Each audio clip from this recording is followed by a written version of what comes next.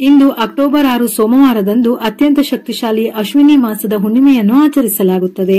ಈ ಹುಣ್ಣಿಮೆಗೆ ವಿಶೇಷವಾಗಿ ಶರದ್ ಹುಣ್ಣಿಮೆ, ಕೋಜಗಾರಿ ಹುಣ್ಣಿಮೆ ಅಥವಾ ಶೀಗೆ ಹುಣ್ಣಿಮೆ ಹಾಗೂ ಕೌಮುದಿ ವ್ರತ ಎಂದು ಕರೆಯಲಾಗುತ್ತದೆ.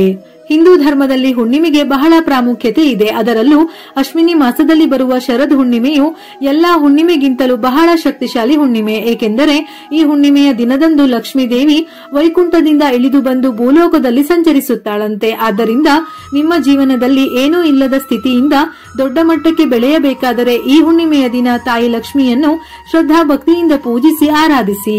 ಇಂದು ಸೋಮವಾರದ ದಿನ ಲಕ್ಷ್ಮೀ ದೇವಿ ಭೂಮಿಯ ಮೇಲೆ ಸಂಚರಿಸುತ್ತಾ ತನ್ನ ಭಕ್ತರ ಮನೆಗಳಿಗೆ ಪ್ರವೇಶ ಮಾಡುತ್ತಾಳಂತೆ. ಹಾಗಾಗಿ ಈ ಹುಣ್ಣಿಮೆಯ ದಿನದಂದು ಲಕ್ಷ್ಮೀ ದೇವಿಯನ್ನು ಪೂಜಿಸಿದರೆ ನೀವು ಏನೇ ಕೇಳಿಕೊಂಡರೂ ಖಂಡಿತ ನಿಮ್ಮ ಕೋರಿಕೆಗಳೆಲ್ಲವೂ ತಕ್ಷಣವೇ ನೆರವೇರುತ್ತದೆ. ಹುಣ್ಣಿಮೆ ತಿಥಿ ಸಮಯವು ಅಕ್ಟೋಬರ್ 6ರ ಮಧ್ಯಾಹ್ನ 12:23 ಪ್ರಾರಂಭವಾಗಿ ಅಕ್ಟೋಬರ್ 7ರ ಬೆಳಿಗ್ಗೆ 9:16 ಮುಕ್ತಾಯವಾಗುತ್ತದೆ.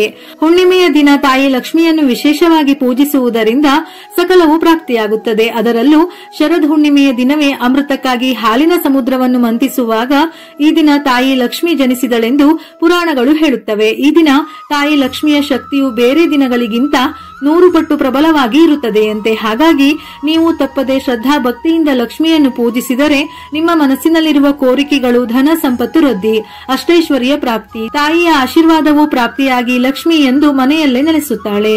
ಈ ದಿನ ಚಂದ್ರ, ವಿಷ್ಣು ಹಾಗೂ ಲಕ್ಷ್ಮೀ ದೇವಿಯನ್ನು ಆರಾಧನೆ ಮಾಡಬೇಕು. ಶರದ್ ಹುಣ್ಣಿಮೆಯ ದಿನದಂದು ಚಂದ್ರನು 16 ಸಕಲ ಕಲಾವಲ್ಲಭನಂತೆ ಕಂಗೊಳಿಸುತ್ತಾನಂತೆ. ಈ ಸಮಯವನ್ನು ಅಮೃತ ಕಾಲವೆಂದು ಕರೆಯುತ್ತಾರೆ. ದೇವರ ಮನೆಯಲ್ಲಿರುವ ಲಕ್ಷ್ಮೀ ದೇವಿಯ ವಿಗ್ರಹಕ್ಕೆ ಅಥವಾ ಫೋಟೋಕ್ಕೆ ಕುಂಕುಮ ಇಟ್ಟು ಬಿಳಿ ಬಣ್ಣದ ಹೂವುಗಳಿಂದ ಸುಂದರವಾಗಿ ಅಲಂಕರಿಸಿ ಹಸುವಿನ ತುಪ್ಪದಿಂದ ದೀಪಾರಾಧನೆ ಮಾಡಬೇಕು. ಈ ಶಕ್ತಿಶಾಲಿ ಹುಣ್ಣಿಮೆಯ ದಿನ ಲಕ್ಷ್ಮೀ ದೇವಿಯ ಅನುಗ್ರಹವನ್ನು ಸುಲಭವಾಗಿ ಪಡೆಯಬೇಕೆಂದರೆ ಪೂಜೆಯಲ್ಲಿ ಹಿಟ್ಟಿನ ದೀಪಗಳನ್ನು ಬೆಳಗಿಸಿ ಅಕ್ಕಿ ಹಿಟ್ಟಿನಿಂದ ಅಥವಾ ಗೋಧಿ ಹಿಟ್ಟಿನಿಂದಾಗಲಿ 2 ಹಿಟ್ಟಿನ ದೀಪ ತಯಾರಿಸಿ ಎಳ್ಳಿನ ಎಣ್ಣೆಯಿಂದ ಅಥವಾ ಹಸುವಿನ ತುಪ್ಪದಿಂದಾಗಲಿ ದೀಪಾರಾಧನೆ ಮಾಡಬೇಕು. ಹುಣ್ಣಿಮೆಯ ದಿನ ಹಸುವಿನ ತುಪ್ಪದಿಂದ ದೀಪಾರಾಧನೆ ಮಾಡಿದರೆ ವಿಶೇಷ ಪುಣ್ಯ ಫಲ ಲಭಿಸುತ್ತದೆ. ಅದೇ ರೀತಿ 5 ಬತ್ತಿಗಳಿಂದ ದೀಪ ಬೆಳಗಿಸಿ ಮಹಾಲಕ್ಷ್ಮಿ ದೇವಿಗೆ ನಮಸ್ಕರಿಸಿದರೆ ನಿಮ್ಮ ಮನೆಯ ಬಡತನ ತಕ್ಷಣ ದೂರವಾಗಿ ನಿಮ್ಮ ಮನೆಗೆ ಧನ ಸಂಪತ್ತು ನೆಲೆಸುತ್ತದೆ. ಈ ಸೋಮವಾರದಂದು ಪ್ರತಿಯೊಬ್ಬರೂ ಕಡ್ಡಾಯವಾಗಿ ಮನೆಯಲ್ಲಿ ಹಾಲು ಉಕ್ಕಿಸಬೇಕು. ಹುಣ್ಣಿಮೆಯ ದಿನ ಹಾಲು ಉಕ್ಕಿಸಿದರೆ ಆ ಮನೆಗೆ ಕಡ್ಡಾಯವಾಗಿ ಲಕ್ಷ್ಮೀ ದೇವಿ ಪ್ರವೇಶ ಮಾಡುತ್ತಾಳೆ. ಇನ್ನು ನಿಮ್ಮ ಮನೆಗೆ ಒಳ್ಳೆಯ ದಿನಗಳು ಆರಂಭವಾಗುತ್ತವೆ. ಆರೋಗ್ಯ, ಸಂಪತ್ತು ಮತ್ತು ಸಂತೋಷವನ್ನು ಪಡೆಯಲು ಶರದ್ ಹುಣ್ಣಿಮೆ ಅತ್ಯಂತ ವಿಶೇಷವಾದ ದಿನವಾಗಿದೆ. ಶರದ್ ಹುಣ್ಣಿಮೆಯಂದು ರಾತ್ರಿ ಲಕ್ಷ್ಮೀ ದೇವಿಯು ಭೂಲೋಕಕ್ಕೆ ಆಗಮಿಸುತ್ತಾಳೆ. ಈಕೆಯ ಆಶೀರ್ವಾದದಿಂದ ಭಕ್ತರು ಸಂಪತ್ತು ಮತ್ತು ಸಮೃದ್ಧಿಯನ್ನು ಹೊಂದುತ್ತಾರೆ. ಈ ದಿನ ಆರೋಗ್ಯಕ್ಕೆ ಔಷಧಿಯಾಗಿ ಕೆಲಸ ಮಾಡುವ ಚಂದ್ರನ ಕಿರಣಗಳಿಂದ ಅಮೃತ ಹೊರಸೂಸುತ್ತದೆ. ಇದೇ ಕಾರಣಕ್ಕೆ ಶರದ್ ಹುಣ್ಣಿಮೆಯ ರಾತ್ರಿ ಚಂದ್ರನ ಬೆಳಕಿನಲ್ಲಿ ಹಾಲಿನಿಂದ ತಯಾರಿಸಿದ ಪಾಯಸವನ್ನಿಟ್ಟು ಮರುದಿನ ಸೇವಿಸಲಾಗುತ್ತದೆ. ಚಂದ್ರನ ಬೆಳಕಿನಲ್ಲಿಟ್ಟ ಪಾಯಸವು ಅಮೃತದ ಶಕ್ತಿಯನ್ನು ಪಡೆದುಕೊಳ್ಳುತ್ತದೆ. ಈ ದಿನದಂದು ಚಂದ್ರನ ಆರಾಧನೆಯು ಮಾನಸಿಕ ಶಾಂತಿಗೆ ಪರಿಪೂರ್ಣವೆಂದು ಹೇಳುತ್ತಾರೆ.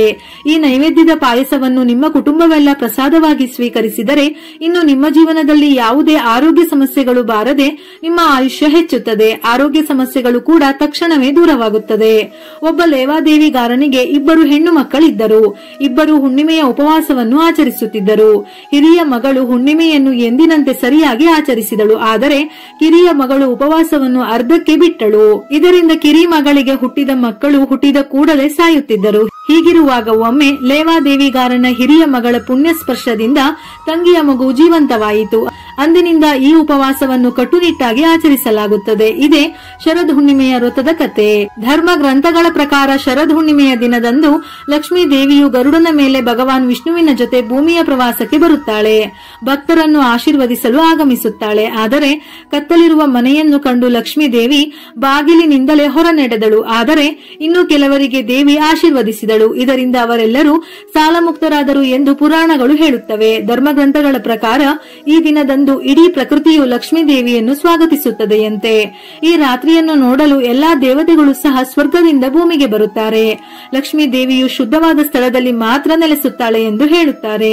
ನಿಮ್ಮ ಮನೆ ಕೊಳಕಾಗಿದ್ದರೆ ಅಲ್ಲಿ ಅಲಕ್ಷ್ಮೀ ದೇವಿ ನೆಲೆಸುತ್ತಾಳೆ. ಇದು ಬಡತನ, ರೋಗ, ಅಪಶ್ರುತಿ ಇತ್ಯಾದಿಗಳ ಸಂಕೇತವಾಗಿದೆ.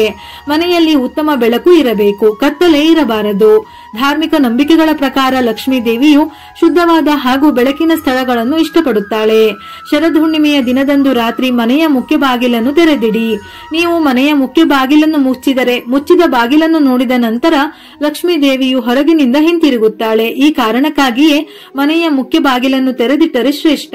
ಇಂದು ಆಗಲೇ ಹೇಳಿರುವ ಹಾಗೆ ಅಕ್ಕಿ ಹಿಟ್ಟಿನ ದೀಪಾರಾಧನೆ ಮಾಡಿದರೆ ತುಂಬಾ ಶ್ರೇಷ್ಠ.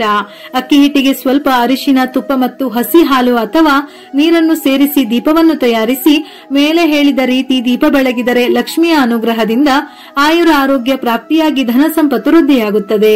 ಈ ದಿನ ಲಕ್ಷ್ಮೀ ಪೂಜೆಯಂತೆ ಚಂದ್ರನ ಆರಾಧನೆಗೂ ಹೆಚ್ಚಿನ ಮಹತ್ವವಿದೆ. ಈ ದಿನ ಓಂ ಶ್ರೀಂ ಶ್ರೀಯೈ ನಮಃ ಇದು ಲಕ್ಷ್ಮೀ ದೇವಿಯ ಮಂತ್ರವಾಗಿದ್ದು ಸಂಪತ್ತಿಗಾಗಿ ಈ ಮಂತ್ರವನ್ನು ಪಠಿಸಬೇಕು. ಇದರ ಜೊತೆಯಲ್ಲಿ ಓಂ ಸೋಮ ಸೋಮಾಯ ನಮಃ ಎನ್ನುವ ಮಂತ್ರವನ್ನು ಚಂದ್ರನ ಅನುಗ್ರಹಕ್ಕಾಗಿ ಪಠಿಸಿ. ಇದರ ಜೊತೆಯಲ್ಲಿ ಧನ ಸಂಪತ್ತನ್ನು ಪಡೆದುಕೊಳ್ಳುವುದಕ್ಕಾಗಿ ನೀವು ಶರದ್ ಹುಣ್ಣಿಮೆಯ ದಿನದಂದು ಲಕ್ಷ್ಮಿ ಹಾಗೂ ಕುಬೇರ ಮಂತ್ರಗಳನ್ನು ಪಠಿಸಿದರೆ ಅಥವಾ ಕೇಳಿದರೆ ಬಹಳ ಶ್ರೇಷ್ಠ. ಈ ಶಕ್ತಿಶಾಲಿ ಹುಣ್ಣಿಮೆಯ ದಿನ ಲಕ್ಷ್ಮೀ ದೇವಿಗೆ ಸಾಂಬ್ರಾಣಿ ಧೂಪ ಸಮರ್ಪಿಸಿದರೆ ಸಾಲದ ಸಮಸ್ಯೆಗಳೆಲ್ಲವೂ ತಕ್ಷಣವೇ ಪರಿಹಾರವಾಗಿ ಆರ್ಥಿಕವಾಗಿ ತುಂಬಾ ಒಳಿತಾಗುತ್ತದೆ. ಈ ರೀತಿ ಲಕ್ಷ್ಮೀ ದೇವಿಯನ್ನು ಪೂಜಿಸಿ 3 ಪ್ರದಕ್ಷಿಣೆ ಹಾಕಬೇಕು. ಲಕ್ಷ್ಮೀ ದೇವಿಗೆ ಅತ್ಯಂತ ಪ್ರಿಯವಾದವುಗಳಲ್ಲಿ ಕಲ್ಲು ಉಪ್ಪು ಕೂಡ ಒಂದು. ಆದ್ದರಿಂದ ಈ ಶಕ್ತಿಶಾಲಿ ಹುಣ್ಣಿಮೆಯ ದಿನ ಸಂಜೆಯ ಸಮಯದಲ್ಲಿ ನಿಮ್ಮ ಮನೆಯ ಮುಖ್ಯ ಬಾಗಿಲಿಗೆ ಉಪ್ಪಿನ ಗಂಟನ್ನು ಕಟ್ಟಿ ಒಂದು ಕೆಂಪು ಬಟ್ಟೆಯನ್ನು ತೆಗೆದುಕೊಂಡು 4 ಕಡೆ ಅರಿಶಿನ ಹಚ್ಚಿ ಅದರಲ್ಲಿ 1 ಹಿಡಿ ಕಲ್ಲು ಉಪ್ಪನ್ನು ಹಾಕಿ ಗಂಟು ಕಟ್ಟಿ ಈ ಉಪ್ಪಿನ ಮೂಟೆಯನ್ನು ನಿಮ್ಮ ಮನೆಯ ಮುಖ್ಯ ಬಾಗಿಲಿಗೆ ನೇತು ಹಾಕಿ. ಹುಣ್ಣಿಮೆಯ ದಿನ ಹೀಗೆ ಮಾಡಿದರೆ ನಿಮ್ಮ ಮನೆಗೆ ಇರುವ ನರದೃಷ್ಟಿಯ ಸಮಸ್ಯೆಗಳೆಲ್ಲವೂ ತಕ್ಷಣವೇ ದೂರವಾಗಿ ವಿಪರೀತವಾಗಿ ಧನಯೋಗ ನಿಮ್ಮ ಕುಟುಂಬಕ್ಕೆ ಉಂಟಾಗುತ್ತದೆ. ಇನ್ನು ಈ ವರ್ಷವೆಲ್ಲ ಧನ ಧಾನ್ಯಗಳಿಗೆ ಕೊರತೆ ಇಲ್ಲದೆ ನಿಮ್ಮ ಮನೆಯ ಮೇಲೆ ಲಕ್ಷ್ಮಿಯ ಅನುಗ್ರಹ ಇರುತ್ತದೆ. ನಿಮ್ಮ ಜಾತಕದಲ್ಲಿರುವ ದುರಾದೃಷ್ಟವೆಲ್ಲ ದೂರವಾಗಿ ವಿಪರೀತ ಅದೃಷ್ಟ ಬರಬೇಕೆಂದರೆ ಹಾಗೆಯೇ ನಿಮ್ಮ ಬಳಿ ಯಾವಾಗಲೂ ಹಣ ಇರಬೇಕೆಂದರೆ ಈ ಹುಣ್ಣಿಮೆಯ ದಿನ ನಿಮ್ಮ ಬಲಗೈಗೆ ಲಕ್ಷ್ಮೀ ದೇವಿಯ ಉಂಗುರವನ್ನು ಧರಿಸಿ. ನಿಮಗೆ ಅಕ್ಷಯ ಸಂಪತ್ತು ಲಭಿಸುತ್ತದೆ. ಇನ್ನು ನಿಮ್ಮ ಗಂಡನ ಆದಾಯ ಹೆಚ್ಚಾಗಬೇಕೆಂದರೆ ಈ ಹುಣ್ಣಿಮೆಯ ದಿನ ಲಕ್ಷ್ಮೀ ದೇವಿಗೆ ಪೂಜೆ ಮಾಡುವಾಗ ಒಂದು ಅರಿಶಿನ ದಾರಕ್ಕೆ ಏಲಕ್ಕಿಗಳನ್ನು ಪೊಣಿಸಿ ಲಕ್ಷ್ಮೀ ದೇವಿಯ ಫೋಟೋಕ್ಕೆ ಹಾಕಿ ಪೂಜೆ ಮಾಡಿ. ಲಕ್ಷ್ಮೀ ದೇವಿ ತಕ್ಷಣವೇ ಅನುಗ್ರಹಿಸುತ್ತಾಳೆ. ಅದರಿಂದ ನಿಮ್ಮ ಗಂಡನ ಆದಾಯ ಇಮ್ಮಡಿಯಾಗುತ್ತದೆ. ನಮ್ಮ ಹಿಂದೂ ಧರ್ಮಶಾಸ್ತ್ರಗಳ ಪ್ರಕಾರ ತುಳಸಿ ಗಿಡದಲ್ಲಿ ಲಕ್ಷ್ಮೀ ದೇವಿ ನೆಲೆಸಿರುತ್ತಾಳೆ. ಹಾಗಾಗಿ ಲಕ್ಷ್ಮೀ ದೇವಿ ಇಳಿದು ಬರುವ ಈ ಪೌರ್ಣಮಿಯ ದಿನ ಪ್ರತಿಯೊಬ್ಬರೂ ತುಳಸಿ ಕಟ್ಟೆಯಲ್ಲಿ ದೀಪವನ್ನು ಬೆಳಗಿಸಿ ತುಳಸಿ ಗಿಡಕ್ಕೆ ನಮಸ್ಕರಿಸಿ. ನಿಮ್ಮ ಕುಟುಂಬದಲ್ಲಿ ಯಾವುದೇ ಆಪತ್ತುಗಳು ಬಾರದೆ ಲಕ್ಷ್ಮೀ ದೇವಿ ನಿಮ್ಮ ಮನೆಯನ್ನು ರಕ್ಷಿಸುತ್ತಾಳೆ.